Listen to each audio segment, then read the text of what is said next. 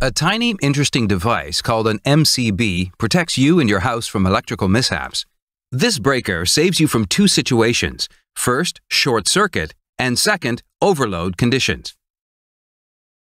In a short circuit scenario, the MCB trips in less than 3 milliseconds and isolates the internal connections.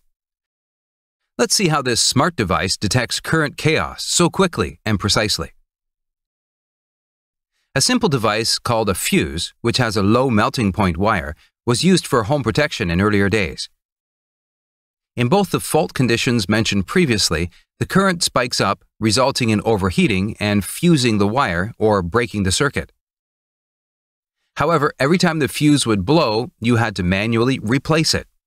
Until you could do that, good luck with the blackout. This commonly occurring situation is why circuit breakers were invented. The circuit breaker is an automatic on-off mechanism that keeps one side of the wire moving and the other fixed. During an electric fault, if the circuit opens wide, we are done with the MCB design.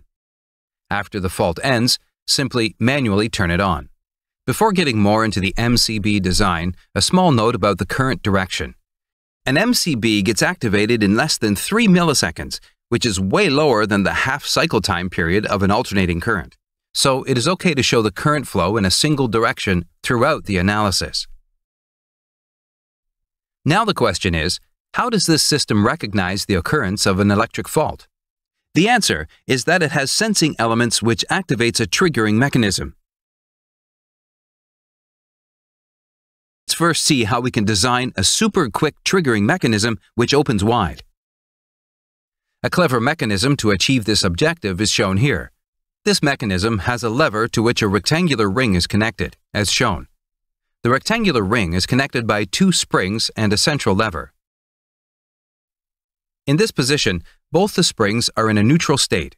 When the lever moves up, the bottom spring compresses and the top spring expands. The forces of both these springs are eventually transferred to the lever via the rectangular ring, and this force will be in the upward direction. As you can see, the rectangular ring is initially at a negative offset to the center of the lever. The torque produced by the force acting on the rectangular ring will be in the clockwise direction. If you release the lever in this position, this clockwise torque will bring the lever back to its initial position.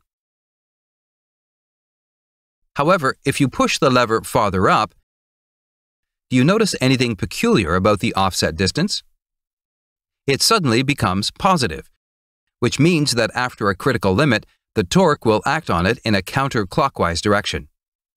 When the MCB is on, this will be the position of the lever. The structure of the MCB will block the lever from rotating further counterclockwise. Now, if an external trigger turns the lever slightly, the torque on the lever suddenly becomes clockwise and the circuit opens wide quickly without the need of an external force. Here, as the operator pushes the lever down, you can see in ultra-slow motion how the mechanism operates in practice. After a small angle, the lever generates its own torque and then there is no need to apply external force. Now, the only question is, how can we generate this small input trigger or input motion when a fault occurs? The best answer is with an electromagnet. This coil produces magnetic fields proportional in nature to the current passing through them. As the current increases, the magnetic field becomes stronger. Throughout the video, note that in the case of a short circuit, the current rises up to 1,000 times in magnitude within milliseconds. This result generates a very strong magnetic field. An iron cylinder and pin is placed inside this electromagnet on a spring, slightly offset from its center. The strong magnetic field pulls the cylinder downward, thus pushing the pin. This tiny movement of the pin is the input trigger of the mechanism, and it leads to opening the circuit, as we discussed earlier. You might be wondering, in normal current flow, why isn't this cylinder attracted down? Well, the force in normal current flow is not high enough to overcome spring tension. Whereas short circuit current can go up to 10 to 100 times the normal current. The force is quite high, so the circuit trips. The danger of fault is not over yet, folks. As soon as the contacts are opened, the current doesn't just stop flowing. The fault current is of large value and will lead to air discharge, or current will flow through the air. It is an amazing to watch and yet hazardous arc. To extinguish the arc, a component called an arc runner or arc chute is used. The arc chute is an arrangement of parallel plates arranged at small intervals. As the contacts separate, the heavy fault current flowing as an arc triggers a huge temperature rise that can cause damage. Therefore, this arc should be killed. Resistance increases with length and decreases with area. Here, we need increased resistance of the current which passes through air, which is why the distance between the contact points is kept high after the circuit opens. Since the air is hot, this arc will be pushed up. Later, the arc is divided into small chunks, thus reducing its area. With increased resistance, the arc dies away at current zero. Now let's see how the MCB prevents the second type of fault, an overload condition. An overload happens if you find yourself using a number of appliances at once. Since all the appliances in our houses are connected in parallel, such a scenario will lead to an increase in current. This is another dangerous scenario which we need to prevent.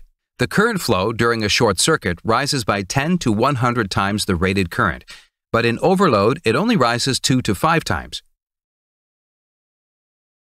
You might think that use of a separate electromagnet with lesser operating rating may solve this issue, but it won't. Let's see why. The problem with this new coil for an overload condition is that it will get activated even if you simply start another electrical appliance.